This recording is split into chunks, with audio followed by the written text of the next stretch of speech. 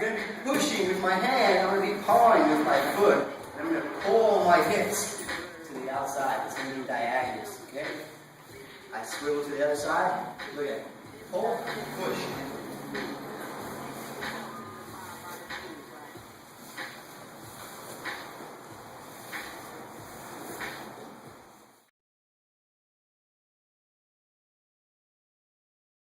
So guys, today we're going to work from the guard. We've been working from the guard for the last 2 weeks. Now, whenever we're doing no gi, you guys, the guard changes quite a bit. I don't have grips here, so I can't sit back, hang off my grips, and play a game like this I play with a gi on. No gi is a lot different. You're going to be playing a lot more butterfly guard here, you guys, okay? Because it's a way you can get close to your opponent, and you don't have to rely on grips for control. What we're gonna think about today, you guys, we're gonna think about an aggressive opponent on top. If Mark is kicking back and relaxing here, this move doesn't work. In fact, if I see Mark in this position, I'm gonna come forward on him and try to technique that.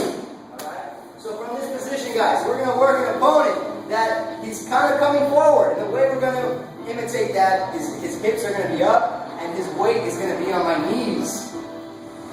This is to simulate the fact that he's driving forward, trying to put his weight on me to control me from here. Now guys, whenever my opponent is committing his weight on top of me, it gives me a great opportunity to apply a technique called the arm drag.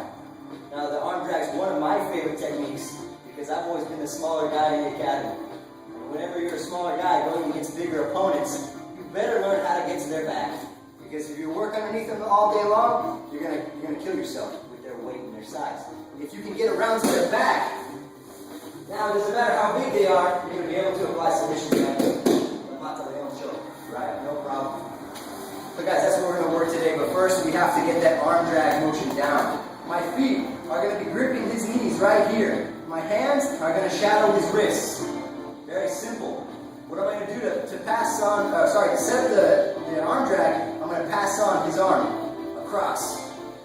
As I pass it across, I'm going to hook behind his elbow. I want to make this hook a good one, guys, because I'm going to pull his arm all the way across like I'm starting a lawnmower here. The same time I pull his arm, I'm going to kick his opposite knee.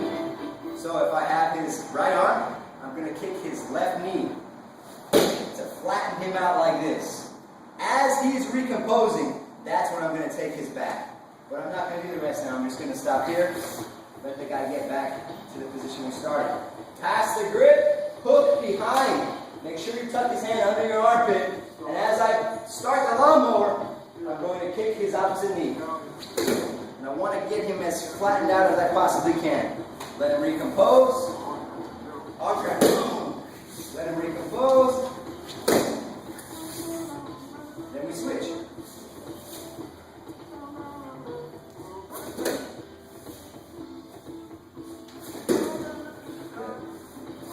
Guys, most of the time when I ask you to practice something in Jiu Jitsu, I want you to take your time, go slow, make sure it's very smooth, right? What you notice about when I did the arm drag and when Mark did the arm drag? So powerful move, right? It was quick, right? It was almost like, whoa, I didn't even know it was coming, okay? So take your time setting up the position, take your time passing off that grip, but when it comes time to do the arm drag itself, guys, I want you to put that power there. Make this position stronger, okay? Make the guy almost fall on his face. So like I said, relax here, pass the grip off, make sure everything's perfect. When it comes time to actually do the move, guys, I want you to do it with some power. Any questions, you guys? Great.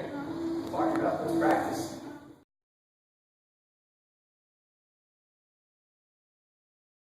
Just so you know, just like the movement we practiced in class, the elbow escape works. The arm drag is very versatile. You can use it 1,000 different ways. The one way we're applying it today is not the only way we can apply it. Alright? For instance, I can set up the arm drag from a standing position, guys, and pull him. Kicks around the back of my opponent and take you down. Okay? So I can use it on my feet, I can use it in the guard, I can use it when the guy's on his knees, I can use it when he's standing. I can use it a bunch of different ways, you guys. It's a great way to create an angle. Whenever I get my opponent's arm across here, I I have this angle. What I do with this angle is up to me. If he's on his feet, I can use it to get a leg and drive him down. If he's on his knees, I'm going to use it to take his back. And that's what we're going to practice next, you guys. So, working from where we left off. I'm going to pass the grip off and hook. Then I'm going to do the arm drag. Boom!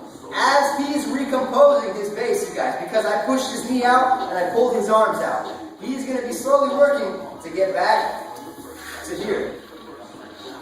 He's going to be working to get back to here. But meanwhile, he's all split out here.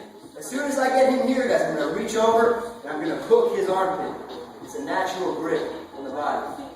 Now this is where the move comes in, you guys. I'm going to let go of his elbow, hand on the ground.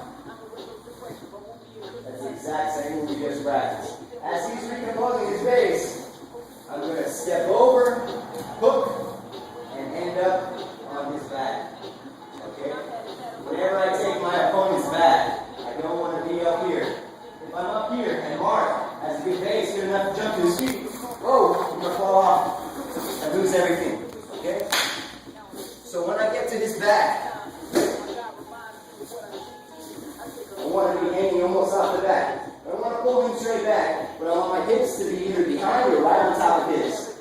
Now I have the option here to attack from this position, or to roll him over and attack from a position that I have a little bit more control. Okay? Again. Pass, drag. As he's getting his base back, I hook, keeping my chest tight to his shoulder, and now that move comes in, you guys. That elbow escape. That puts my hips down by his. I turn the corner. My hook goes in, I step over, my other hook goes in, and I'm going to seat belt to control his upper body here. Which means one arm goes under the armpit, the other arm goes over the shoulder, and I hook onto him here. Now, if he wants to jump to his feet, he can. It's all good. My center is there. I have my hooks, and I have my seat belt. He can do whatever he wants. I have control of him here. Okay? And then whenever I want, submission.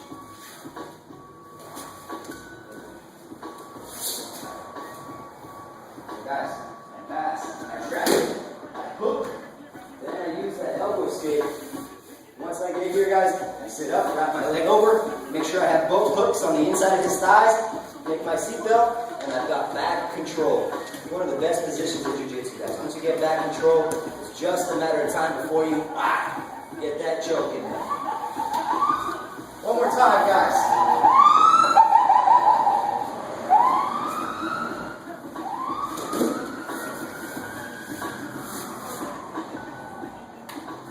Any questions about taking the back from the guard? Using the arm drag. Great, guys. Partner up, let's practice.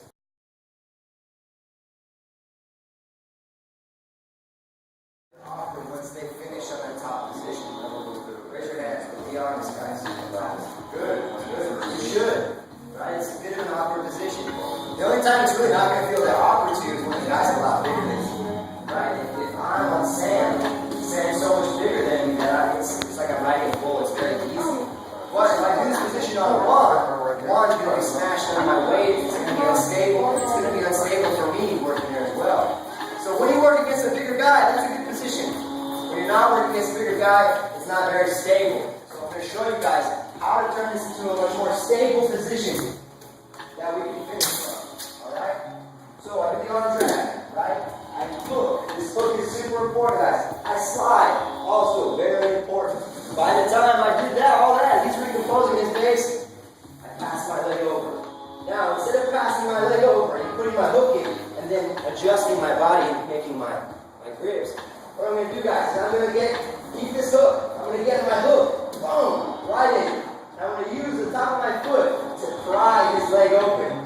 I'm going to pull his leg open, pull his lat open, and my hand is going to go from the ground to his elbow. Now I'm going to be pushing his elbow underneath him, pulling his shoulder, and opening his leg to pull him over to here. Notice, I don't want to get stuck underneath him here, right? So what I do when I got here, I squeeze my hip out a little bit. This is the ideal position to fight from someone's back, you guys. When I can work from here, I don't have to balance when I'm on top of him. I don't have to worry about him putting his weight on me. I still have my hooks in my control, and I can finish from here. Most basic choke in the books, guys. The Mata Leon. Whenever we apply the Mata Leon, we're going to come from the seatbelt here. The one coming over the top is going to slide under. Right? From one ear to the other. I pull my arm out, stretch, grab my bicep, and then I fold my hand behind. Once I get it all out together, guys, all I do is squeeze. Okay, straight. Very simple, guys. I wrap up the neck, stretch the arm, grab, fold it back, it's locked. Now I just squeeze. Again.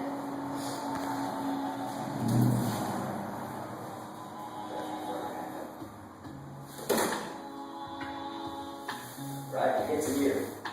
All I want to do, guys, is get this hooking. Once I get it in, I'm going to keep falling this way, lock his elbow, and pull him over. Alright?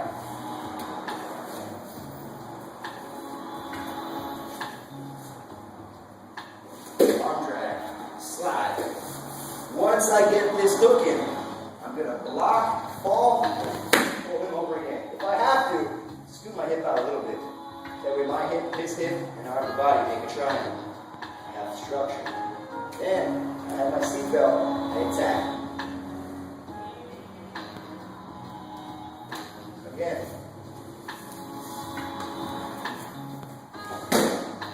Look. Slide. Once I get this hooking, you guys, I can start to pull him over. And attack that.